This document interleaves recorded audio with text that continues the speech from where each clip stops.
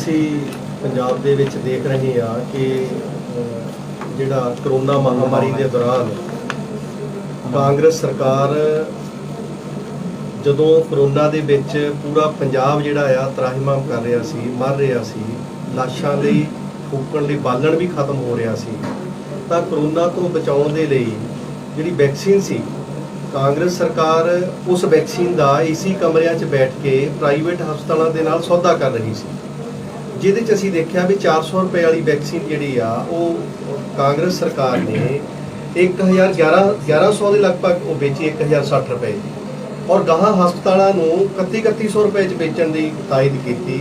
ਔਰ ਪੰਜਾਬ ਕਾਂਗਰਸ ਸਰਕਾਰ ਨੇ 42000 ਖੁਰਾਕਾਂ ਜਿਹੜੀਆਂ ਕਰੋਨਾ ਵੈਕਸੀਨ ਤੋਂ ਬਚਾਉਣ ਦਾ 42000 ਪੰਜਾਬੀਆਂ ਦੀ ਜਾਨ ਦਾ ਸੌਦਾ ਕੀਤਾ। 42000 ਪੰਜਾਬੀਆਂ ਦੀ ਜਾਨ ਦਾ ਸੌਦਾ ਕਾਂਗਰਸ ਸਰਕਾਰ ਨੇ ਮਾਤਰ ਇਹਦਾ ਜਿਹੜਾ ਜਦੋਂ ਆਪਾਂ ਕੈਲਕੂਲੇਸ਼ਨਾਂ ਕਰਦੇ ਆ 13 ਕਰੋੜ ਦਾ ਬਣਦਾ।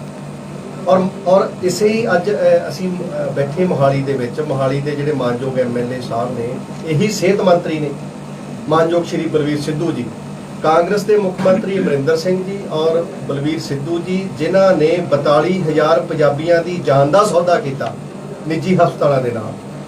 ਇਹ ਬਹੁਜਨ ਸਮਾਜ ਪਾਰਟੀ ਪੰਜਾਬ ਇਹਦੀ ਪੁਰਜੋਰ ਸ਼ਬਦਾਂ 'ਚ ਨਿਖੇਧੀ ਕਰਦੀ ਆ, ਨਿੰਦਾ ਕਰਦੀ ਆ। ਔਰ ਜਿਹੜਾ ਅੱਜ ਤੱਕ ਵੀ 3 ਕਰੋੜ ਮਾਤਰ ਆਬਾਦੀ ਆ, ਜਿਸ ਚੋਂ 1.5 ਕਰੋੜ ਦੀ ਵੈਕਸੀਨੇਸ਼ਨ ਹੋਣੀ ਸੀਗੀ 18 ਸਾਲ ਤੋਂ ਘੱਟ ਵਾਲਿਆਂ ਦੀ, 1.5 ਪੌਣੇ 2 ਕਰੋੜ ਦੀ, ਲੇਕਿਨ ਕਾਂਗਰਸ ਸਰਕਾਰ ਹਰੇ ਤੱਕ 30-40 ਲੱਖ 'ਚ ਖੇਡ ਰਹੀ ਹੈ। ਔਰ ਕਾਂਗਰਸ ਸਰਕਾਰ ਕਰੋਨਾ ਮਹਾਮਾਰੀ ਦੇ ਦੌਰਾਨ ਟੋਟਲੀ ਇਹਦਾ ਫੇਲੀਅਰ ਹੋ ਜਾਣਾ। ਅਖਬਾਰਾਂ 'ਚ ਇੱਥੋਂ ਤੱਕ ਖਬਰਾਂ ਲੱਗ ਜਾਣੀਆਂ ਕਿ ਸਿਵਿਆਂ 'ਚ ਬਾਲਣ ਖਤਮ ਹੋ ਗਿਆ ਔਰ ਚਿੱਠੀਆਂ ਜਾਰੀ ਕਰਨੀਆਂ ਪੈ ਗਈਆਂ ਕਿ ਸੁੱਕੇ ਦਰਖਤ ਵੱਢ ਲਓ। ਮਤਲਬ ਜੰਗਲਾਤ ਵਿਭਾਗ ਨੂੰ ਵੀ ਭ੍ਰਿਸ਼ਟਾਚਾਰ ਕਰਨ ਦੀ ਪੂਰੀ ਖੋਲ੍ਹ ਦਿੱਤੀ ਗਈ। ਇਸੇ ਹੀ ਤਰ੍ਹਾਂ ਇਹ ਬਹੁਜਨ ਸਮਾਜ ਪਾਰਟੀ ਜਿਹੜੇ ਇਹ ਅੱਜ ਇਹ ਮੁੱਦਾ ਜਿਹੜਾ ਕਰੋਨਾ ਵੈਕਸੀਨ ਦੇ ਨਾਲ ਜਿਹੜੇ ਦਲਿਤ ਇਸ਼ੂ ਚੱਲ ਰਹੇ ਆ, ਪੰਜਾਬ ਦੇ ਪਛੜਾ ਵਰਗ ਦੇ ਇਸ਼ੂ ਚੱਲ ਰਹੇ ਆ, ਉਹਨਾਂ ਤੇ ਵੀ ਅੱਜ ਜਿਹੜੀ ਗੱਲਬਾਤ ਹੈ ਉਹ ਰੱਖਣਾ ਚਾਹੇਗੀ। ਕਿਉਂਕਿ ਕੱਲ ਤਾਜ਼ਾ ਹੀ ਇੱਕ ਹੋਰ ਸ਼ਡਿਊਲ ਕਾਸਟ ਭਾਈਚਾਰੇ ਜਿਨ੍ਹਾਂ ਦੀ 35% ਪਾਪੂਲੇਸ਼ਨ ਹੈ, ਬੈਕਵਰਡ ਭਾਈਚਾਰਾ ਜਿਨ੍ਹਾਂ ਦੀ 35-40% ਪਾਪੂਲੇਸ਼ਨ ਹੈ, ਮਾਈਨੋਰਟੀ ਪੰਜਾਬ ਦੀ ਜਿਨ੍ਹਾਂ ਦੀ ਤਕਰੀਬਨ 4-5% ਪਾਪੂਲੇਸ਼ਨ ਹੈ, ਇਹਨਾਂ ਵਰਗਾਂ ਦੇ ਵਿਦਿਆਰਥੀਆਂ ਨੂੰ ਪੋਸਟ ਮੈਟ੍ਰਿਕ ਸਕਾਲਰਸ਼ਿਪ ਸਕੀਮ ਮਿਲਦੀ ਹੈ, ਜਿਹਦੇ ਤਹਿਤ 4 ਤੋਂ ਲੈ ਕੇ 6 ਲੱਖ ਵਿਦਿਆਰਥੀ ਪੰਜਾਬ ਸਰਕਾਰ ਦੀ ਸਕੀਮ ਦੇ ਅਧੀਨ ਪੜ੍ਹਦਾ ਹੈ। ਲੇਕਿਨ ਕੱਲ ਸਾਰੇ ਮੀਡੀਆ 'ਚ ਖਬਰ ਲੱਗੀ ਕਿ 2 ਲੱਖ ਜਿਹੜੇ ਪੋਸਟ ਮੈਟ੍ਰਿਕ ਸਕਾਲਰਸ਼ਿਪ ਲੈਣੇ ਵਾਲੇ ਵਿਦਿਆਰਥੀ ਆ, ਚਾਹੇ ਉਹ SC ਆ ਚਾਹੇ BC ਆ, ਉਹਨਾਂ ਦੇ ਰੋਲ ਨੰਬਰ ਰੋਕ ਲਏ ਗਏ। ਔਰ ਕਾਂਗਰਸ ਸਰਕਾਰ ਜਿਹੜੀ ਕਿ 15 ਜਨਵਰੀ ਨੂੰ ਇਹਨਾਂ ਦੇ 4 ਕੈਬਨਿਟ ਮੰਤਰੀ ਜਿਹੜੇ ਚਾਹੇ ਉਹ ਤ੍ਰਿਪਤ ਰਜਿੰਦਰ ਸਿੰਘ ਬਾਜਵਾ ਜੀ ਸੀਗੇ, ਮਨਪ੍ਰੀਤ ਬਾਦਲ ਜੀ ਸੀਗੇ, ਚਰਨਜੀਤ ਸਿੰਘ ਚੰਨੀ ਜੀ ਸੀਗੇ, ਔਰ ਸਾਧੂ ਸਿੰਘ ਧਰਮਸੋਤ ਜੀ, 15 ਜਨਵਰੀ ਨੂੰ ਇਹਨਾਂ ਦੀ PC ਆਈ ਸੀ ਕਿ ਕਾਲਜ ਵਿਦਿਆਰਥੀਆਂ ਦੇ ਨਾਲ ਜੇ ਕੋਈ ਡਿਗਰੀ ਰੋਕੀ ਆ, ਜੇ ਕੋਈ ਫੀਸ ਰੋਕੀ ਆ, ਜੇ ਕੋਈ ਰੋਲ ਨੰਬਰ ਰੋਕਿਆ ਤਾਂ 3 ਦਿਨਾਂ ਦੇ ਵਿੱਚ ਜਾਰੀ ਕਰੇ, ਨਹੀਂ ਤਾਂ ਕਾਂਗਰਸ ਸਰਕਾਰ, ਪੰਜਾਬ ਸਰਕਾਰ ਉੱਤੇ ਕਾਰਵਾਈ ਕਰੇਗੀ। ਲੇਕਿਨ 15 ਜਨਵਰੀ ਤੋਂ ਅੱਜ ਜੂਨ ਦਾ ਮਹੀਨਾ ਆ ਗਿਆ, ਇੱਕ ਬਹੁਤ ਵੱਡਾ ਜਿਹੜਾ ਬੰਬ ਹੈ ਦਲਿਤ ਵਿਦਿਆਰਥੀਆਂ ਦੇ ਉੱਤੇ। ਅੱਜ ਇਹ CM ਬਣਾਉਣ ਦੀਆਂ ਗੱਲਾਂ ਕਰਦੇ ਆ, ਦਲਿਤਾਂ ਨੂੰ ਇਹ ਡਿਪਟੀ CM ਬਣਾਉਣ ਦੀਆਂ ਗੱਲਾਂ ਕਰ ਰਹੇ ਆ, ਲੇਕਿਨ ਜਿਹੜੇ ਦਲਿਤ ਵਰਗ ਦੇ ਬੱਚੇ ਨੇ 2 ਲੱਖ ਬੱਚਾ ਜਿਹੜਾ ਆ ਉਹ ਕੱਲ੍ਹ ਦਾ ਹੀ ਪੂਰੇ ਪੰਜਾਬ ਦਾ ਬੜਾ ਪਰੇਸ਼ਾਨ ਹੈ। ਔਰ ਸਾਧੂ ਸਿੰਘ ਧਰਮਸੋਤ ਜੀ ਉਹਨਾਂ ਬੱਚਿਆਂ ਦੇ ਉੱਪਰ ਦੁੱਧ ਦੀ ਰਾਖੀ ਬਿੱਲਾ ਬਿਠਾ ਲਿਆ ਆ। ਦੁੱਧ ਦੀ ਰਾਖੀ ਜਿਹੜਾ ਪੋਸਟ ਮੈਟ੍ਰਿਕ ਸਕਾਲਰਸ਼ਿਪ ਔਰ ਘਪਲਿਆਂ ਦੇ ਉੱਤੇ ਇਹ ਸਾਧੂ ਸਿੰਘ ਧਰਮਸੋਤ ਜਿਹਦੇ ਖਿਲਾਫ ਜੰਗਲਾਤ ਵਿਭਾਗ ਵੱਲੋਂ ਦੇ ਘਪਲੇ ਦੇ ਵੀ ਦੋਸ਼ ਲੱਗੇ ਆ, ਦਲਿਤ ਵਿਦਿਆਰਥੀਆਂ ਦੀ ਪੋਸਟ ਮੈਟ੍ਰਿਕ ਸਕਾਲਰਸ਼ਿਪ ਦੇ ਵੀ ਦੋਸ਼ ਲੱਗੇ ਆ। ਤਾਂ ਬਹੁਜਨ ਸਮਾਜ ਪਾਰਟੀ ਅੱਜ ਪੰਜਾਬੀਆਂ ਨੂੰ ਇਹ ਚੇਤੇ ਕਰਾਉਣ ਆਈ ਆ ਕਿ ਜਿਹੜੀਆਂ ਵੀ ਪਾਰਟੀਆਂ ਦਲਿਤ CM, ਦਲਿਤ ਡਿਪਟੀ CM ਇਹ ਰੌਲਾ ਪਾਉਂਦੀਆਂ ਆ, ਲੇਕਿਨ ਦਲਿਤਾਂ ਦੇ ਮੁੱਦੇ ਜਿਨ੍ਹਾਂ ਚੋਂ ਮੈਂ 5 ਮੁੱਦੇ ਅੱਜ ਪੰਜਾਬ ਦੇ ਸਾਹਮਣੇ ਰੱਖਣੇ ਚਾਹੁੰਦਾ ਆ, ਉਹ ਜਿਸ ਚੋਂ ਇੱਕ ਪੋਸਟ ਮੈਟ੍ਰਿਕ ਦਾ ਪਰ ਸਾਂਝਾ ਕੀਤਾ ਆ। ਲੇਕਿਨ ਦੂਸਰਾ ਮੁੱਦਾ ਜਿਹੜਾ ਜੇ ਆਪਾਂ ਕਹੀਏ ਕਿ ਦਲਿਤਾਂ ਦੇ, ਪੰਜਾਬ ਦੇ ਦਲਿਤਾਂ ਨਾਲ, ਪਛੜਿਆਂ ਨਾਲ ਇੱਥੋਂ ਦੀ ਕਾਂਗਰਸ ਜਾਂ ਹੋਰ ਸਰਕਾਰਾਂ ਨੇ ਕਿਆ ਕੀਤਾ, ਤਾਂ ਉਹਦੇ ਤਹਿਤ ਆਪਾਂ ਦੇਖਦੇ ਹਾਂ ਕਿ 1949 'ਚ ਜਿਹੜੀ ਪਹਿਲੀ ਵਾਰੀ ਪੰਜਾਬ 'ਚ ਰਿਜ਼ਰਵੇਸ਼ਨ ਰਾਖਵਾਂਕਰਨ ਦਿੱਤਾ ਗਿਆ, ਜਿਹਦੇ ਤਹਿਤ 15% ਰਿਜ਼ਰਵੇਸ਼ਨ ਹੈ ਸ਼ਡਿਊਲ ਕਾਸਟ ਭਾਈਚਾਰੇ ਨੂੰ ਦਿੱਤੀ ਗਈ। ਲੇਕਿਨ 1951 ਦੀ ਮਰਦਮਸ਼ੁਮਾਰੀ ਹੋਈ, ਉਹਦੇ ਤਹਿਤ ਜਿਹੜੀ ਇਹ ਰਿਜ਼ਰਵੇਸ਼ਨ ਹੈ ਇਹ ਵਧਾ ਕੇ ਪਾਪੂਲੇਸ਼ਨ ਦੇ ਅਕੋਰਡਿੰਗ 19% ਕੀਤੀ। 1961 ਦੀ ਮਰਦਮਸ਼ੁਮਾਰੀ ਹੋਈ, ਫਿਰ 1963 ਦੇ ਵਿੱਚ ਜਿਹੜੀ ਆ ਉਹ ਪਾਪੂਲੇਸ਼ਨ ਦੇ ਹਿਸਾਬ ਨਾਲ ਜਿਹੜੀ ਰਿਜ਼ਰਵੇਸ਼ਨ ਵਧਾਈ ਗਈ ਔਰ ਸ਼ਡਿਊਲ ਕਾਸਟ ਨੂੰ 20% ਰਿਜ਼ਰਵੇਸ਼ਨ ਦਿੱਤੀ। 1974 ਵਿੱਚ फिर मरदमशुमारी जी 1971 के आधार पर रिजर्वेशन ਵਧਾਈ गई शेड्यूल कास्टां लई वो 25% की गई। लेकिन 1974 तो बाद अज तक इन्हां 50 साल हो गए शेड्यूल कास्ट वर्गां लई ਜਿਹੜੀਆਂ पार्टियां शेड्यूल कास्टां नूं दलितां नूं पंजाब दी सब तो एक विलक्षण स्टेट है पंजाब, जे सिख बहुल स्टेट है पंजाब तां ये दलित बहुल स्टेट भी है पंजाब। और सब तो वध पापूलेशन पूरे भारत विच जे किसी दलितां दी आ तो पंजाब दे विच है। लेकिन दलितां दी पापूलेशन जिहड़ी उन्हां दी रिजर्वेशन 49 च वधाई गई, 52 च वधाई गई, 53 च वधाई गई, 74 च वधाई गई कानून दे अनुसार कि जिद्दां जिद्दां आबादी वधेगी उद्दां उद्दां रिजर्वेशन वधेगी। लेकिन पिछले 50 सालां तो 1% भी नहीं वधाई गई, 25% ते खड़ी है, जदों कि आबादी 32% हो गई 2011 की मरदमशुमारी नाल। इस करके जिहड़ियां पार्टियां सीएम डिप्टी सीएम या होर बनाउण दीयां गल्लां करदियां ये सारियां दलित विरोधी हैगियां आ। इसे तरह जिहड़ा पछड़ा वर्ग है ओबीसी भाईचारा है, बैकवर्ड क्लासिस है, इन्हां नूं सेंट्रल सरकार दा कानून 1990 तो बाद बनिया कि इन्हां दी 52% पापूलेशन है। मंडल कमिशन रिपोर्ट भारत सरकार दी कहंदी है इन्हां नूं 27.5% रिजर्वेशन मिलनी चाहिए। लेकिन पंजाब दे विच 1962 ਦੇ ਵਿੱਚ OBC ਕਲਾਸਾਂ ਨੂੰ ਜਿਨ੍ਹਾਂ ਦੀ ਆਬਾਦੀ 52% ਹੈ ਪੂਰੇ ਭਾਰਤ ਵਿੱਚ ਉਹਨਾਂ ਨੂੰ ਸਿਰਫ 2% ਰਾਖਵਾਂਕਰਨ ਦਿੱਤਾ ਗਿਆ ਔਰ 2017 ਤੱਕ ਇਹ ਰਾਖਵਾਂਕਰਨ OBC ਕਲਾਸਾਂ ਲਈ ਸਿਰਫ 5% ਰਿਹਾ। ਕੈਪਟਨ ਸਰਕਾਰ ਨੇ ਇਹਨੂੰ 10% ਕੀਤਾ। ਲੇਕਿਨ ਹੋਣਾ ਕਿੰਨਾ ਚਾਹੀਦਾ ਸੀ ਕਾਨੂੰਨ ਦੇ ਅਨੁਸਾਰ 27.5%। ਜਿਹੜੀਆਂ ਪਾਰਟੀਆਂ ਕਾਂਗਰਸ ਹੈ ਭਾਜਪਾ ਆ ਇਹ ਦਲਿਤ ਪਛੜਾ BC ਦਾ ਰੌਲਾ ਪਾਉਣੀਆਂ। ਲੇਕਿਨ ਇਹ ਇਹਨਾਂ ਦੇ ਨਾਲ बहुत बड़ा धोखा जिहड़ा हैगा ये सारियां पोलीटिकल पार्टियां कर रही हैं। इसकी ताज़ा उदाहरण मैं दिना कि SC ST के एट्रोसिटी के केस होंगे वैलफेयर डिपार्टमेंट ने सरकार उन्होंने पीड़ित परिवारों को जिहड़े SC ST के केस होंगे उन्होंने कुछ सहायता राशि दिंदी है। लेकिन मेरे को SC ST कमीशन की चिट्ठी आ जो 27/4/21 की चिट्ठी आ 27/4/21 की चिट्ठी दे विच SC कमीशन जिहड़ा पंजाब दा सरकार नूं लिख रहा कि इन्हां दीयां जिहड़ियां केस बड़े पेंडिंग पे है, हले तक सहायता इन्हों नहीं दी गई मुआवजे वाली चिट्ठी। इस तरह SC कमीशन की एक होर चिट्ठी आ ਜਿਹੜੇ दलित मुलाजम ने ये कहते असीं CM बनाउणा दलितां दा, ये कहते डिप्टी CM बनाउणा। ਜਿਹੜੇ पंजाब के दलित मुलाजम आ उन्हां नूं 10/10/2014 का एक पत्र है ਜਿਹੜਾ परसोनल डिपार्टमेंट ने जारी किया। SC कमीशन की रिपोर्ट वा ये चिट्ठी भी सारी 2020 और दिसंबर 2020 और 21 दी चिट्ठियां ने ये और उन्होंने ਜਿਹੜੀ ਚੀਜ਼ ਵਿਧਾਨ ਸਭਾ 'ਚ ਪਾਸ ਹੋ ਗਈ ਕਿ ਮੁਲਾਜ਼ਮਾਂ ਨੂੰ ਤਰੱਕੀਆਂ ਮਿਲਣੀਆਂ ਚਾਹੀਦੀਆਂ ਦਲਿਤ ਮੁਲਾਜ਼ਮਾਂ ਉਸ ਵਿਧਾਨ ਸਭਾ 'ਚ ਪਾਸ ਹੋਈ ਚੀਜ਼ ਨੂੰ ਪਰਸੋਨਲ ਡਿਪਾਰਟਮੈਂਟ ਕਿੱਦਾਂ ਰੋਕ ਸਕਦਾ? ਜਿਹੜੀ ਚੀਜ਼ ਵਿਧਾਨ ਸਭਾ 'ਚੋਂ ਪਾਸ ਹੋ ਜਾਏ ਉਹਨੂੰ ਹੈਲਥ ਡਿਪਾਰਟਮੈਂਟ ਕਿੱਦਾਂ ਰੋਕ ਸਕਦਾ? ਇਸ ਕਰਕੇ ਆ ਜਿਹੜੀ ਪਰਸੋਨਲ ਡਿਪਾਰਟਮੈਂਟ ਦੀ ਜਿਹੜੀ ਗੁੰਡਾਗਰਦੀ ਦਲਿਤ ਮੁਲਾਜ਼ਮਾਂ ਤੇ ਕਾਂਗਰਸ ਦੀ ਸ਼ਹਿ ਤੇ ਹੋਈ ਆ ਅੱਜ ਤੱਕ ਵੀ ਇਹਨੂੰ ਪੱਤਰ ਨੂੰ ਰੱਦ ਨਹੀਂ ਕੀਤਾ ਗਿਆ ਔਰ ਮੁਲਾਜ਼ਮਾਂ ਦੀ ਜਿਹੜੀ 85ਵੀਂ ਸੋਧ ਹੈ ਕੰਸਟੀਟਿਊਸ਼ਨਲ ਅਮੈਂਡਮੈਂਟ ਉਹ ਅੱਜ ਤੱਕ ਪੰਜਾਬ 'ਚ ਲਾਗੂ ਨਹੀਂ ਹੋਈ। ਇਹਦੇ ਲਈ ਕਾਂਗਰਸ ਵੱਡੀ ਭਾਰੀ दोषी मनती आ। एक मैं चिट्ठी मैं चौथा केस जो मैं थोड़े च रखना चाहना आ कि आ जी मैं SC ST आबादी की गल की है भी SC कमीशन का ही है। उन्होंने कले चिट्ठी पाई पंजाब सरकार कि 1952 च इन्नी पापूलेशन है, 1961 च इन्नी पापूलेशन है, 1970 च इन्नी। ये SC कमीशन हर मुद्दे नूं चक रहा लेकिन कांग्रेस सरकार दी कन्नां ते एक भी जूं नहीं रेंग रही। पंजाब एग्रीकल्चर यूनीवर्सिटी एक होर केस ये दलित CM बनाउण दी गल्लां करदे आ, ये दलित डिप्टी CM बनाउण दी गल्लां करदे। 1962 दे विच पंजाब एग्रीकल्चर यूनीवर्सिटी बनी है। Punjab agriculture university they which teaching staff दे विच जिथे अध्यापक पढ़ाउंदे आ उत्थे रिजर्वेशन है।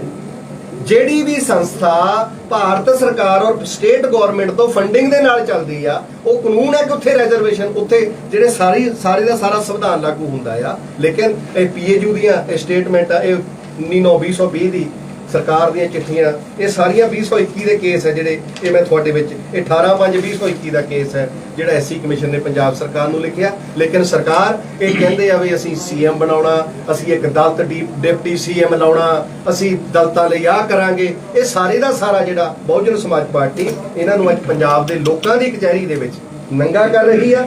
ਜਿਹੜਾ ਪੰਜਾਬ ਦੇ ਵਿੱਚ ਹੋਰ ਛੱਡੋ ਇੱਕ ਆਖਰੀ ਕੇਸ ਮੈਂ ਤੁਹਾਡੇ ਨਾਲ ਡਿਸਕਸ ਕਰ ਰਿਹਾ ਆ ਵਿਧਾਨ ਸਭਾ ਦੇ ਵਿੱਚ ਇੱਕ ਟਰਾਂਸਲੇਟਰ ਕੇਡਰ ਹੈ।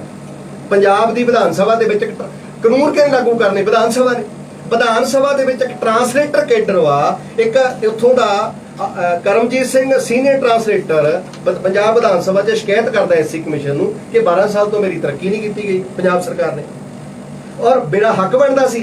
और SC कमीशन ने स्पीकर नूं कहा भी आ चिट्ठी लिखती ਕਿ ਸਪੀਕਰ ਸਾਹਿਬ ਤੁਹਾਡੀ ਤਾਂ ਵਿਧਾਨ ਸਭਾ ਨੇ ਪੂਰੇ ਪੰਜਾਬ 'ਚ ਕੇਸ ਲਾਗੂ ਕਰਨੇ ਆ, ਵੀ ਤੁਸੀਂ ਕਿਉਂ ਨਹੀਂ ਇੱਥੇ ਲਾਗੂ ਕੀਤਾ? ਤੁਸੀਂ ਪੰਜਾਬ ਵਿਧਾਨ ਸਭਾ 'ਚ ਕਿਉਂ ਨਹੀਂ ਲਾਗੂ ਕੀਤਾ? ਕਿਰਪਾ ਕਰਕੇ ਇੱਥੇ ਤਾਂ ਲਾਗੂ ਕਰ ਦਿਓ। ਆਹ ਸਾਰੀਆਂ ਜਿਹੜੀਆਂ ਗੱਲਾਂ ਨੇ ਇਹ ਸਿੱਧ ਕਰਦੀਆਂ ਨੇ ਕਿ ਪੰਜਾਬ ਦੇ ਵਿੱਚ ਜਿਹੜਾ ਦਲਿਤ ਦਾ ਜਿਹੜਾ ਮੁੱਦਾ ਆ, ਇਹ ਇੱਕ ਮ੍ਰਿਗ ਤ੍ਰਿਸ਼ਨਾ ਆ। ਦਲਿਤ ਸੀਐਮ, ਦਲਿਤ ਡਿਪਟੀ ਸੀਐਮ, ਇਹ ਕਾਂਗਰਸ ਭਾਜਪਾ ਇਹਨਾਂ ਪਾਰਟੀਆਂ ਦੀ ਇੱਕ ਵੋਟਰਾਂ ਨੂੰ, ਪੰਜਾਬੀਆਂ ਨੂੰ ਭਰਮਾਉਣ ਦੀ ਇੱਕ ਸਾਜ਼ਿਸ਼ ਹੈ। ਬਹੁਜਨ ਸਮਾਜ ਪਾਰਟੀ ਇਸ ਸਾਜ਼ਿਸ਼ ਦਾ ਖੁਲਾਸਾ ਕਰਦੀ ਹੋਈ ਕਿ ਜਿਹੜੇ 2 ਲੱਖ ਵਿਦਿਆਰਥੀਆਂ ਦੇ ਰੋਲ ਨੰਬਰ ਰੋਕੇ ਗਏ ਆ, ਅਸੀਂ ਪੰਜਾਬ ਕਾਂਗਰਸ ਸਰਕਾਰ ਨੂੰ 10 ਤਰੀਕ ਤੱਕ ਦਾ ਜਿਹੜਾ ਸਮਾਂ ਦਿੰਦੇ ਆ। 10 ਤਰੀਕ ਨੂੰ ਅਸੀਂ ਮੰਥਨ ਮੀਟਿੰਗ ਪੰਜਾਬ ਸਟੇਟ ਬੋਡੀ ਦੀ ਬੁਲਾਈ ਹੈ। ਜੇਕਰ ਪੋਸਟ ਮੈਟ੍ਰਿਕ ਸਕਾਲਰਸ਼ਿਪ ਨਾਲ ਸੰਬੰਧਿਤ ਵਿਦਿਆਰਥੀਆਂ ਦੇ ਰੋਲ ਨੰਬਰ ਨਾ ਜਾਰੀ ਕੀਤੇ ਗਏ, ਤੁਸੀਂ ਕੋਈ ਨਾ ਵਾਈਟ ਪੇਪਰ ਇਦਾਂ ਦਾ ਜਾਰੀ ਕੀਤਾ, ਬਹੁਜਨ ਸਮਾਜ ਪਾਰਟੀ ਅਸੀਂ ਕਰੋਨਾ ਨਾਲ ਤਾਂ ਮਰਾਂਗੇ, ਲੇਕਿਨ ਅਸੀਂ ਸਰਕਾਰ ਦੀਆਂ ਨੀਤੀਆਂ ਨਾਲ ਵੀ ਮਰ ਰਹੇ ਆ। ਪਿਛਲੇ ਲੰਬੇ ਸਮੇਂ ਤੋਂ ਮਰ ਰਹੇ ਆ। ਕਰੋਨਾ ਹਲੇ ਫਿਰ ਬਚਾ ਸਕਦਾ ਸਾਨੂੰ, ਲੇਕਿਨ ਸਰਕਾਰ ਦੀਆਂ ਨੀਤੀਆਂ ਸਾਡਾ ਭਵਿੱਖ, ਬਹੁਜਨ ਸਮਾਜ ਦਾ ਭਵਿੱਖ, ਦਲਿਤਾਂ ਦਾ ਭਵਿੱਖ, ਪਛੜੇ ਵਰਗਾਂ ਦਾ ਭਵਿੱਖ ਕਾਲਾ ਕਰ ਰਹੀਆਂ। ਅਸੀਂ ਇਸ ਕਾਲੇ ਭਵਿੱਖ ਨੂੰ ਬਚਾਉਣ ਲਈ ਸੜਕਾਂ ਤੇ ਆਵਾਂਗੇ। ਇਹਦੇ ਲਈ ਜ਼ਿੰਮੇਵਾਰ ਕਾਂਗਰਸ ਸਰਕਾਰ ਹੋਏਗੀ, ਪੰਜਾਬ ਸਰਕਾਰ ਜੀ। ਸਰ, ਤੁਹਾਡੀ ਪੂਰੀ ਪੀਸੀ ਦੇ ਵਿੱਚ ਕਾਂਗਰਸ ਪਾਰਟੀ ਦਾ ਜ਼ਿਕਰ ਹੋਇਆ, ਬੀਜੇਪੀ ਦਾ ਜ਼ਿਕਰ ਹੋਇਆ, ਕਿਤੇ ਵੀ ਅਕਾਲੀ ਦਲ ਦਾ ਜ਼ਿਕਰ ਨਹੀਂ ਨਜ਼ਰ ਆ ਰਿਹਾ। ਕੀ ਕਾਰਨ ਹੈ? ਕੀ ਕੋਈ ਰਾਜਨੀਤਿਕ ਸਮਝੌਤਾ ਹੋਣ ਜਾ ਰਿਹਾ ਜਾਂ ਅਕਾਲੀ ਦਲ ਚੰਗਾ ਹੀ ਹੈਗਾ? ਦੇਖੋ, ਅੱਜ ਸਰਕਾਰ ਕਾਂਗਰਸ ਦੀ ਚੱਲ ਰਹੀ ਹੈ। ਪੰਜਾਬ ਦੇ ਵਿੱਚ ਕਾਂਗਰਸ ਦੀ ਸਰਕਾਰ ਹੈ, ਸੈਂਟਰ ਦੇ ਵਿੱਚ ਭਾਰਤੀ ਜਨਤਾ ਪਾਰਟੀ ਦੀ ਸਰਕਾਰ ਹੈ। ਤੇ ਮੇਰੀ ਜਿਹੜੀ ਗੱਲਬਾਤ ਹੈ ਉਹ ਸਰਕਾਰ ਨੂੰ ਸੰਬੋਧਨ ਹੈ।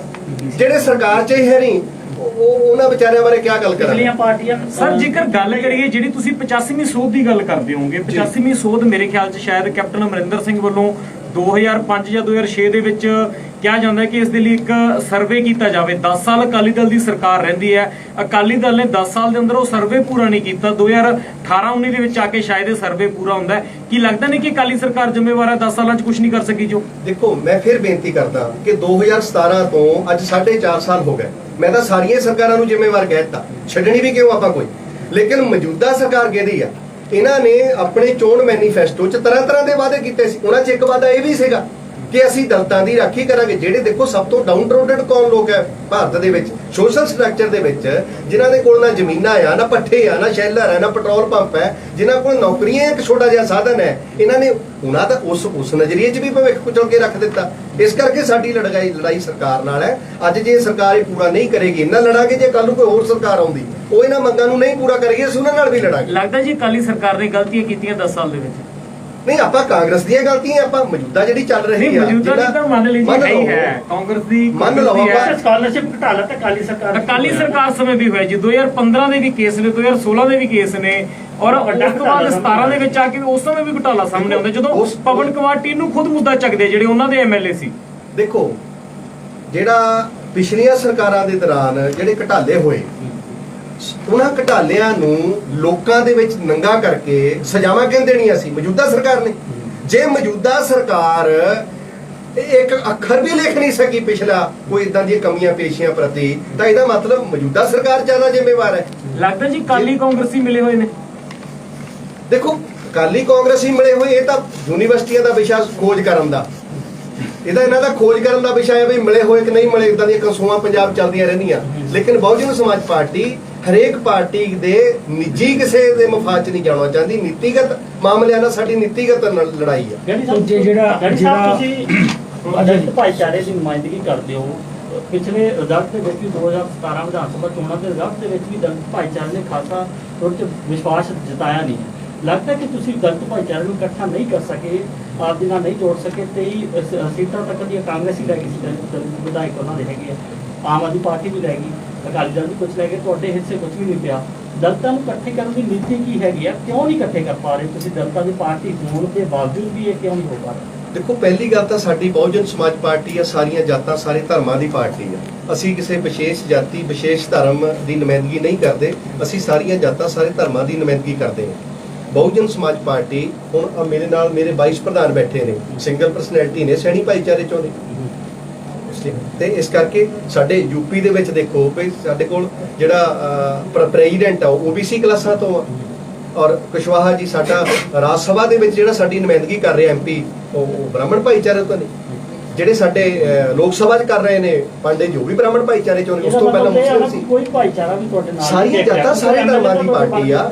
ਲੇਕਿਨ ਅੱਜ ਇਸ਼ੂ ਆਪਾਂ ਜਿਹੜਾ ਹੈਗਾ ਆ ਉਹ ਜਿੱਥੇ ਆਪਾਂ ਕਰੋਨਾ ਵੈਕਸੀਨ ਦਾ ਚੱਕਿਆ, ਕਿਉਂਕਿ ਕੱਲ ਕਰੋਨਾ ਵੈਕਸੀਨ ਦੇ ਨਾਲ 2 ਲੱਖ ਵਿਦਿਆਰਥੀਆਂ ਦਾ ਭਵਿੱਖ ਵੀ ਆਇਆ, ਜਿੱਥੇ 42,000 ਪੰਜਾਬੀਆਂ ਦਾ ਜਿਹੜੀ ਜਾਨ ਹੈ, ਸਿਹਤ ਹੈ, ਉਹ ਵੇਚੀ ਗਈ ਪ੍ਰਾਈਵੇਟ ਹਸਪਤਾਲਾਂ ਨੂੰ, ਸਿਰਫ 20 ਹਸਪਤਾਲਾਂ ਨੂੰ।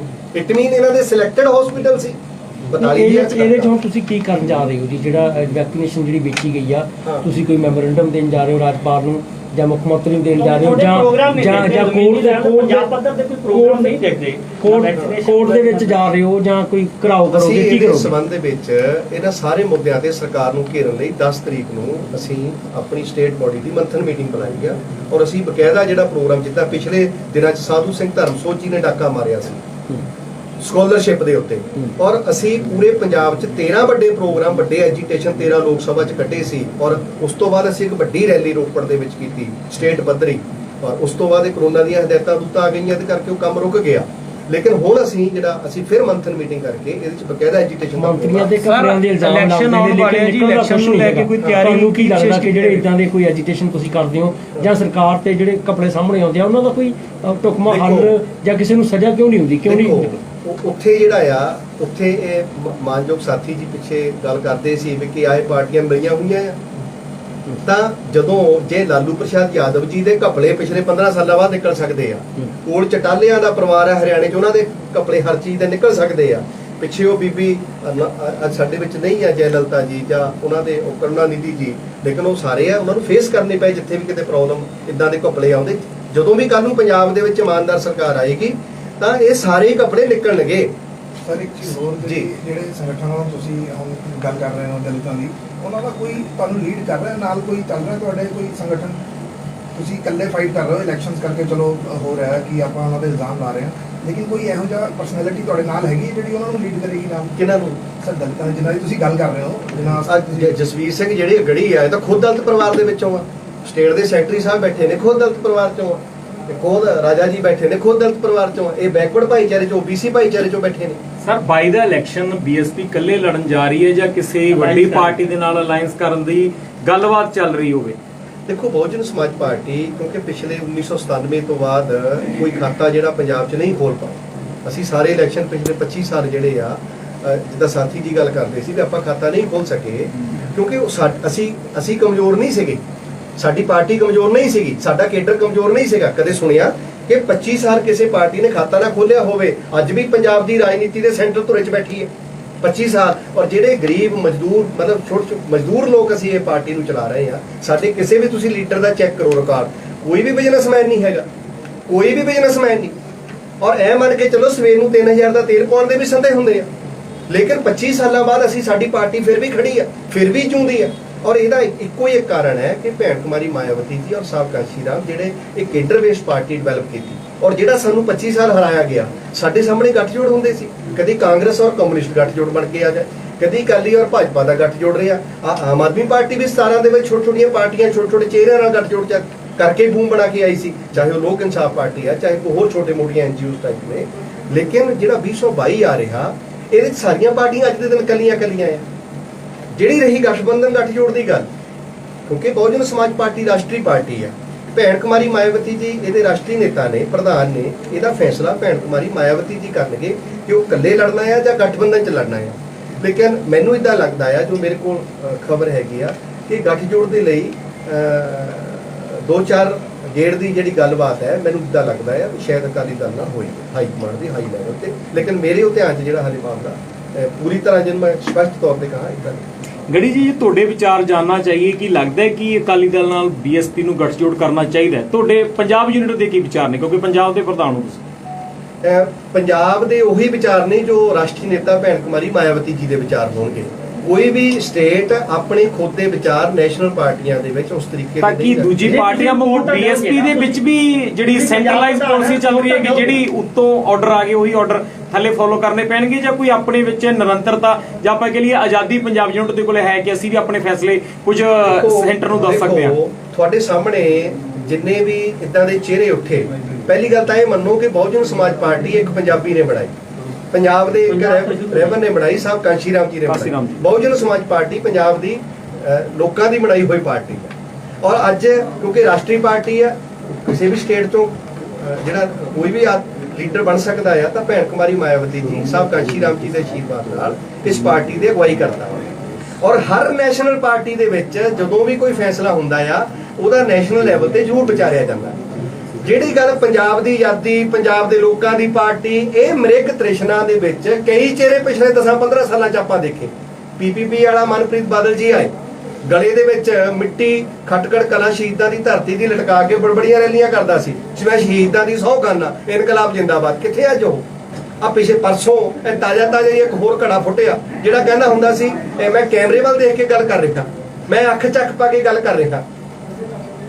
ਅੱਜ ਉਹ ਕਿੱਥੇ ਨੇ? ਅੱਜ ਮੁੜ ਕੇ ਉਹ ਪੰਜਾਬ ਦੀਆਂ ਗੱਲਾਂ ਕਹਿੰਦਾ ਸੀ, ਮੈਂ ਘਰ ਬਹਿ ਜਾਊਂਗਾ ਜੇ ਮੈਂ ਸੁਖਪਾਲ ਖਹਿਰਾ ਜੀ ਕਿੱਥੇ ਨੇ? ਉਹ ਸਾਰੀਆਂ ਇਹ ਸਾਰੀ ਮ੍ਰਿਗ ਤ੍ਰਿਸ਼ਨਾ ਆ, ਇੱਕ ਇਹ ਜਿਹੜੀ ਸਟੇਟਿਜ਼ਮ ਜਾਂ ਇਹ ਮ੍ਰਿਗ ਤ੍ਰਿਸ਼ਨਾ ਸਰ, ਜਿਸ ਪਾਰਟੀ ਦਾ ਤੁਸੀਂ ਜ਼ਿਕਰ ਕਰ ਰਹੇ ਹੋ ਉਸ ਪਾਰਟੀ ਤੇ ਵੀ ਵੱਡੇ ਇਲਜ਼ਾਮ ਲੱਗਦੇ ਰਹੇ ਨੇ। ਹਾਲਾਂਕਿ ਮੈਂ ਨਹੀਂ ਕਹਿੰਦਾ ਕਿ ਸਾਬਤ ਹੋ ਚੁੱਕੇ ਨੇ, ਚਾਹੇ ਆਪਾਂ ਡਰੱਗ ਦੀ ਗੱਲ ਕਰੀਏ, ਚਾਹੇ ਬੇਅਦਬੀਆਂ ਦੀ ਗੱਲ ਕਰੀਏ, ਚਾਹੇ 10 ਸਾਲ ਦੇ ਸ਼ਾਸਨ ਦੇ ਵਿੱਚ ਹੋਰ ਵੱਡੇ ਆਰੋਪਾਂ ਦੀ ਗੱਲ ਕਰੀਏ, ਮਾਫੀਆ ਦੀ ਗੱਲ ਕਰਦੇ ਆ, ਤਾਂ ਕੀ ਲੱਗਦਾ ਕਿ ਅਜਿਹੀ ਪਾਰਟੀ ਦੇ ਨਾਲ ਬਸਪਾ ਨੂੰ ਗੱਠਜੋੜ ਕਰਨਾ ਚਾਹੀਦਾ ਜਿਹੜੀ ਪਾਰਟੀ ਤੇ ਇਲਜ਼ਾਮ ਇਸ ਤਰ੍ਹਾਂ ਦੇ ਲੱਗ ਰਹੇ ਨੇ? ਦੇਖੋ, ਬਹੁਜਨ ਸਮਾਜ ਪਾਰਟੀ ਦਾ ਹਰ ਫੈਸਲਾ ਭੈਣ ਕੁਮਾਰੀ ਮਾਇਆਵਤੀ ਜੀ ਨੇ। ਪਰ ਮਾਇਆਵਤੀ ਨੂੰ ਸਲਾਹ ਤਾਂ ਦੇ ਗਿਆ ਨਾ ਜੀ ਪੰਜਾਬ ਯੂਨਿਟ ਕੇ ਪੰਜਾਬ ਦੇ ਵਿੱਚ ਕੰਡੀਸ਼ਨ ਇਸ ਪਾਰਟੀ ਦੀ ਇਦਾਂ ਦੀ ਹੈ, ਗੱਠਜੋੜ ਕਰਨਾ ਚਾਹੀਦਾ ਜਾਂ ਨਹੀਂ ਕਰਨਾ ਚਾਹੀਦਾ, ਫੈਸਲਾ ਬੇਸ਼ੱਕ ਉਹਨਾਂ ਨੇ ਕਰਨਾ। ਪਾਰਟੀ ਦਾ ਮੈਂ ਫਿਰ ਬੇਨਤੀ ਕਰਦਾ ਆ ਕਿ ਸਾਡੀ ਪਾਰਟੀ ਬੜੀ ਡਿਸਪਲਿਨਡ ਔਰ ਪਾਰਟੀ ਹੈਗੀ ਆ, ਬੜੀ ਅਨੁਸ਼ਾਸਿਤ ਪਾਰਟੀ ਹੈਗੀ ਆ। ਤੁਸੀਂ ਦੇਖਣਾ ਵੀ ਸਾਡੇ ਵਾਲੀਆਂ ਕਦੇ ਪੂਸੀਆਂ ਨਹੀਂ ਹੁੰਦੀਆਂ, ਸਾਡੇ ਵਾਲੇ ਮੀਡੀਆ ਤੋਂ ਵੀ ਬੜਾ ਦੂਰ ਰਹਿੰਦੇ ਆ, ਲੇਕਿਨ ਸਾਡੇ ਵਾਲੇ ਪਿੰਡਾਂ 'ਚ ਰੋਜ਼ ਬੜੇ ਰਹਿੰਦੇ ਆ। ਸਾਡੇ ਵਾਲੇ ਪਿੰਡਾਂ ਦੇ ਵਿੱਚ ਬੈਠ ਕੇ ਜਿਹੜੀਆਂ ਮੀਟਿੰਗਾਂ ਉਹਨਾਂ ਦੀਆਂ ਨਿਰੰਤਰ ਚੱਲਦੀਆਂ ਰਹਿੰਦੀਆਂ। ਕਦੀ ਮੇਰੀ ਫੇਸਬੁੱਕ ਵਾਲ ਖੋਲ ਕੇ ਦੇਖ ਲਿਓ, ਕਦੇ ਮੇਰੇ ਕਿਤੇ ਹੋਰ ਪਾਰਟੀ ਦੇ ਆਗੂਆਂ ਦੀ ਖੋਲ ਕੇ ਦੇਖ ਲਿਓ। ਉਹਦਾ ਕਾਰਨ ਅਸੀਂ ਜ਼ਮੀਨ ਨਾਲ ਜੁੜੀ ਹੋਈ ਪਾਰਟੀ ਤੇ ਜ਼ਮੀਨ ਨਾਲ ਜੁੜੇ ਹੋਏ ਫੈਸਲੇ ਜਿਹੜੇ ਸਾਡੇ ਨੈਸ਼ਨਲ ਨੇਤਾ ਆ ਉਹ ਪਲਾਨਿੰਗ ਬਣਾਉਂਦੇ ਆ। ਪਹਿਲਾਂ ਸਾਹਿਬ ਕਾਂਸ਼ੀ ਰਾਮ ਜੀ ਪੰਜਾਬ ਦੇ ਬਣਾਉਂਦੇ ਹੁੰਦੇ ਸੀ, ਹੁਣ ਭੈਣ ਕੁਮਾਰੀ ਮਾਇਆਵਤੀ। ਸਰ, ਪਰਸਨਲ ਤੌਰ ਤੇ ਤੁਸੀਂ ਕੀ ਸੋਚਦੇ ਹੋ? ਸ਼੍ਰੋਮਣੀ ਅਕਾਲੀ ਦਲ ਕਿੰਨੀ ਕੁ ਵਧੀਆ ਪਾਰਟੀ ਮੰਨਦੇ ਹੋ ਤੁਸੀਂ? ਪਰਸਨਲ ਲੈਵਲ ਤੇ ਤੁਹਾਡੀ ਕੀ ਸੋਚ ਹੈ? ਨਹੀਂ, ਮੇਰੀ ਪਰਸਨਲ ਲੈਵਲ ਤੇ ਕੋਈ ਸੋਚ ਨਹੀਂ ਇਸ ਮਾਮਲੇ 'ਚ, ਰਾਜਨੀਤੀ ਦੇ ਮਾਮਲੇ 'ਚ। ਤੇ ਸਰ, ਰਾਜਨੀਤੀ ਪਾਰਟੀ ਤੁਸੀਂ ਜਦੋਂ ਬਾਰਡਰ ਤੇ ਫੌਜੀ ਖੜਾ ਹੁੰਦਾ ਉਹਦੀ ਕੋਈ ਸੋਚ ਨਹੀਂ ਹੁੰਦੀ, ਉਹਨੂੰ ਪਤਾ ਉਹਦੇ ਕਪਤਾਨ ਦਾ ਹੁਕਮ ਆਉਣਾ। ਪੰਜਾਬ ਦੇ ਤੁਹਾਨੂੰ ਕੀ ਲੱਗਦਾ ਕਿੰਨੇ ਕੁ ਸੀਟਾਂ ਤੇ ਪ੍ਰਭਾਵ ਹੈਗਾ ਬਹੁਜਨ ਸਮਾਜ ਪਾਰਟੀ? ਦੇਖੋ, ਬਹੁਜਨ ਸਮਾਜ ਪਾਰਟੀ ਦਾਅਵੇਦਾਰੀ ਰੱਖਦੇ ਹੋ ਤੁਸੀਂ, ਅਕਾਲੀ ਦਲ ਨਾਲ ਲਾਈਸ ਹੁੰਦਾ ਹੈ, ਤਾਂ ਉਮੀਦ ਕੀ ਕਰਦੇ ਹੋ ਕਿ ਇੰਨੀਆਂ ਕੁ ਸੀਟਾਂ ਤੇ ਅਸੀਂ ਲੜ ਸਕਦੇ ਹਾਂ? ਬਹੁਜਨ ਸਮਾਜ ਪਾਰਟੀ, ਮੈਂ ਇਹ ਬੇਨਤੀ ਕਰਦਾ, ਇਸ ਵਾਰੀ ਬਹੁਤ ਅੱਛੇ ਖਾਤੇ ਖੋਲੇਗੀ ਪੰਜਾਬ 'ਚ। ਸੀਟਾਂ ਅੱਜ ਆਪਣੀ ਪਹਿਲੀ ਮੁਲਾਕਾਤ ਹੈ, ਤੁਸੀਂ ਦੇਖਿਓ ਆਉਣ ਵਾਲੇ ਦਿਨਾਂ 'ਚ ਲਗਾਤਾਰ ਹੋਣਗੀਆਂ ਮੁਲਾਕਾਤਾਂ, ਔਰ ਮੰਨ ਕੇ ਚਲੋ ਬੜਾ ਅੱਛਾ ਰਹੇਗਾ। ਸੀਟਾਂ ਤੇ ਕਿੰਨੀਆਂ ਕੁ ਲੱਗਦੀਆਂ? ਉਨੀਆਂ ਜਿੱਤਾਂਗੇ ਜਿੰਨੀਆਂ ਅੱਜ ਤੱਕ ਕਿਸੇ ਤੀਜੀ ਧਿਰ ਨੇ ਜਿੱਤੀਆਂ ਹੋਣਗੀਆਂ। ਜਿੱਤਣ ਦੀ ਤਾਂ ਗੱਲ ਅਲੱਗ ਹੈ ਜੀ, ਪਹਿਲਾਂ ਤਾਂ ਲਾਈਸ ਹੋਊਗਾ ਥੋੜੀ ਤੋਂ ਤੁਹਾਨੂੰ। ਮੈਂ ਤਾਂ ਜਿੱਤਣ ਦੀ ਉਹ ਕਰ ਰਿਹਾ, ਬੀਜੇਪੀ ਨੂੰ 23 ਸੀਟਾਂ ਮਿਲੀਆਂ ਸੀ ਅੱਜ ਹਾਂ। ਤੱਕ। ਤੁਸੀਂ ਕਿੰਨੀਆਂ ਕੁ ਉਮੀਦ ਕਰਦੇ ਹੋ ਕਿ ਤੁਹਾਡੀ ਦਾਅਵੇਦਾਰੀ ਕਿੰਨੀਆਂ ਕੁ ਹੋਣੀ ਚਾਹੀਦੀ ਹੈ? ਅਲਾਈਅੰਸ ਅਗਰ ਹੁੰਦਾ ਅਕਾਲੀ ਦਲ ਨਾਲ, ਤਾਂ ਕਿੰਨੀਆਂ ਸੀਟਾਂ ਤੁਹਾਨੂੰ ਮਿਲਣਗੀਆਂ? ਦੇਖੋ, ਇਹਦੇ ਲਈ ਜਿਹੜਾ ਆ, ਮੈਂ ਫਿਰ ਬੇਨਤੀ ਕਰਦਾ ਕਿ ਸਾਡੇ ਰਾਸ਼ਟਰੀ ਨੇਤਾ ਆ, ਇੱਥੇ ਦਾ ਚੈਪਟਰ ਹੀ ਬਣਦਾ ਇਸ ਮੁੱਦਿਆਂ ਤੇ ਆ ਕੇ। ਤਾਂ ਜਿਹੜਾ ਨੈਸ਼ਨਲ ਸਵਾਲ ਹੈ ਉੱਥੇ ਚੈਪਟਰ ਬਣਦਾ ਹੈ, ਕਿਉਂਕਿ ਭੈਣ ਜੀ ਕਿੰਨਿਆਂ ਤੇ ਫੈਸਲਾ ਕਰਦੇ ਆ, ਕਿਹੜੀ ਸੀਟ ਲੜਦੇ ਆ, ਕਿਹੜੀ ਛੱਡਦੇ ਆ, ਇਹ ਉਹਨਾਂ ਦਾ ਫੈਸਲਾ ਆ। ਮੈਂ ਉਹਨਾਂ ਦੇ ਅਧਿਕਾਰ ਖੇਤਰ 'ਚ ਮੈਂ ਕਿਉਂ? ਚਲੋ, ਇਹ ਉਹਨਾਂ ਦਾ ਅਧਿਕਾਰ ਖੇਤਰ ਹੈ, ਪਰ ਜੀ ਇੱਕ ਸਟੇਟ ਦੇ ਵਿੱਚ ਹੋ ਕੇ ਇੱਕ ਸਟੇਟ ਪਾਰਟੀ ਬਾਰੇ ਸੋਚਣ ਦਾ ਤੁਹਾਡਾ ਅਧਿਕਾਰ ਖੇਤਰ ਬਣਦਾ ਨਾ। ਜਿਹੜਾ ਸਵਾਲ ਮੇਰੇ ਸਹਿਯੋਗੀ ਨੇ ਪੁੱਛਿਆ ਸੀ ਕਿ ਅਕਾਲੀ ਦਲ ਨੂੰ ਪੰਜਾਬ ਦੀ ਯੂਨਿਟ ਕਿਸ ਤਰ੍ਹਾਂ ਦੇਖਦੀ ਹੈ? 10 ਸਾਲ ਅਕਾਲੀ ਦਲ ਨੇ ਰਾਜ ਕੀਤਾ, ਪਲੱਸ 10 ਸਾਲਾਂ ਦੀ ਜਿਹੜੀ ਪੂਰੀ ਕਾਰਗੁਜ਼ਾਰੀ ਹੈ ਉਸ ਨੂੰ ਸਟੇਟ ਯੂਨਿਟ ਕਿੱਦਾਂ ਮਾਪਦੀ ਹੈ ਕਿ ਅਕਾਲੀ ਦਲ ਨੇ ਜੀ ਆਹ ਕੰਮ ਵਧੀਆ ਲੱਗੇ, ਸਾਨੂੰ ਬਹੁਤ ਵਧੀਆ ਲੱਗੇ, ਆਹ ਕੰਮ ਮਾੜੇ ਲੱਗੇ, ਉਸ ਚੀਜ਼ ਨੂੰ ਕਿੱਦਾਂ ਦੇਖ ਰਹੇਗਾ? ਦੇਖੋ, ਮੈਂ ਫਿਰ ਬੇਨਤੀ ਕਰਦਾ ਕਿ ਬਹੁਜਨ ਸਮਾਜ ਪਾਰਟੀ ਨੂੰ ਹੀ ਨਾਪਦੀ ਆ। 117 ਅਸੈਂਬਲੀ ਸੀਟਾਂ ਆ, 23,000 ਤੋਂ ਜ਼ਿਆਦਾ ਬੂਥ ਹੈ, ਔਰ ਅਸੀਂ ਪੰਜਾਬ ਨੂੰ 2200 ਸੈਕਟਰਾਂ ਵਿੱਚ ਵੰਡਿਆ, ਪੂਰੇ ਪੰਜਾਬ ਨੂੰ 2 ਸਾਲਾਂ ਦੇ ਵਿੱਚ। ਔਰ ਅੱਜ ਅਸੀਂ ਸੈਕਟਰ ਕਮੇਟੀ ਔਰ ਬੂਥ ਕਮੇਟੀਆਂ ਬਣਾ ਰਹੇ। ਮੇਰੇ ਕੋਲ ਤਾਂ ਹਲੇ ਆਪਣੀ ਪਾਰਟੀ ਨੂੰ ਨਾਪਣ ਦਾ ਸਮਾਂ ਬਹੁਤ ਘੱਟ ਹੈ, ਮੈਂ ਦੂਜੇ ਨੂੰ ਕਿਆ ਨਾਪਣਾ? ਲੋਕਾਂ ਨੂੰ ਜਾ ਕੇ ਕਾਰਗੁਜ਼ਾਰੀ ਨਹੀਂ ਦੱਸੋਗੇ ਤੁਸੀਂ ਇਹ ਪਾਰਟੀਆਂ ਦੀ? ਬਿਲਕੁਲ ਦੱਸਾਂਗੇ, ਬਿਲਕੁਲ। ਜਿਹੜਾ ਐਡਾ ਬੜਾ ਸੀ ਦੱਸੋਗੇ ਅਕਾਲੀ ਦਲ ਦੀ ਕਾਰਗੁਜ਼ਾਰੀ ਕਿਵੇਂ ਦੱਸੋਗੇ ਲੋਕਾਂ ਨੂੰ? ਜਿਹੜੀ ਆਪਾਂ ਐਡੀ ਬੜੀ ਲਾਮਬੰਦੀ ਕਰ ਰਹੇ ਆ, ਦੇਖੋ, ਜੇ ਪੰਜਾਬ ਨੂੰ 2300 ਹਿੱਸਿਆਂ 'ਚ ਵੰਡਣਾ, 2 ਸਾਲਾਂ 'ਚ ਐਡਾ ਬੜਾ ਢਾਂਚਾ ਖੜਾ ਕਰਨਾ, ਔਰ ਮੈਨੂੰ ਉਮੀਦ ਹੈ 9 ਅਕਤੂਬਰ ਤੱਕ ਅਸੀਂ 13,000 ਪਿੰਡਾਂ ਦੇ ਵਿੱਚੋਂ 10,000 ਪਿੰਡਾਂ 'ਚ ਯੂਨਿਟਾਂ ਬਣਾ ਦਿਆਂਗੇ। 9 ਅਕਤੂਬਰ ਤੱਕ ਜਿਸ ਤਰੀਕੇ ਨਾਲ ਸਾਡੇ ਵਰਕਰ ਲੱਗੇ ਹੋਏ ਆ, ਔਰ ਪੰਜਾਬ ਦੇ ਵਿੱਚ ਅਸੀਂ ਰਾਜਨੀਤੀ ਤੇ ਬਹੁਤ ਵੱਡਾ ਇਫੈਕਟ ਪਾਉਣ ਜਾ ਰਹੇ ਹਾਂ ਇਸ ਵਾਰ। ਆਉਣ ਵਾਲੇ ਦਿਨਾਂ 'ਚ ਕਲੀਅਰ ਹੋਏਗਾ। ਅੱਜ ਆਪਾਂ ਜਿਹੜਾ ਮੁੱਦਾ ਆ, ਮੇਰੀ ਤੁਹਾਡੀ ਨਿਮਰਤਾ ਸਹਿਤ ਤੁਹਾਡੇ ਭਰਾਵਾਂ ਅੱਗੇ ਬੇਨਤੀ ਆ, ਇੱਕ ਤਾਂ ਕਰੋਨਾ ਦੇ ਵੈਕਸੀਨ ਦੇ ਉੱਤੇ ਆਪਾਂ ਸਰਕਾਰ ਜਿਹੜੀ ਆ 42,000 ਪੰਜਾਬੀਆਂ ਦੀ ਜਾਨ ਦਾ ਸੌਦਾ ਕਰ ਲਿਆ, ਸਿਰਫ 3100 ਰੁਪਏ 'ਚ, ਸਿਰਫ 1060 ਰੁਪਏ 'ਚ। 13 ਕਰੋੜ ਦਾ ਮਾਮਲਾ ਸੀ, 13 ਕਰੋੜ ਦਾ ਉੱਤੇ ਪੰਜਾਬੀਆਂ ਕੋਲੋਂ ਦਾਨ ਮੰਗ ਲੈਂਦੇ। ਔਰ 2 ਲੱਖ ਵਿਦਿਆਰਥੀ ਦੇਖੋ ਘਰਾਂ 'ਚ ਬੈਠਣ ਲਈ ਇਹਨਾਂ ਨੇ ਮਜਬੂਰ ਕਰਤਾ ਜਿਹਨੂੰ ਰੋਲ ਨੰਬਰ ਨਹੀਂ ਮਿਲਦਾ। ਔਰ ਦਲਿਤ ਇਸ਼ੂ ਦੇ ਉੱਤੇ ਲੋਕਾਂ ਨੂੰ ਗੁੰਮਰਾਹ ਕਰ ਰਹੇ ਆ, ਡਿਪਟੀ ਸੀਐਮ ਇਹ ਉਹ ਸਾਰਾ ਹੀ ਆਪਾਂ ਤੁਹਾਡੇ ਵਿੱਚ ਰੱਖਿਆ ਆ। ਮੈਂ ਚਾਹੁੰਦਾ ਆ ਕਿ ਅੱਜ ਇਹ ਜਿਹੜੀ ਗੱਲਬਾਤ ਹੈ ਪੰਜਾਬੀਆਂ ਤੱਕ ਇਹ ਜਾਵੇ, ਅਗਲੇ ਸਵਾਲ ਜਿਹੜੇ ਆਪਾਂ ਠੀਕ ਹੈ ਜੀ, ਥੈਂਕ ਯੂ।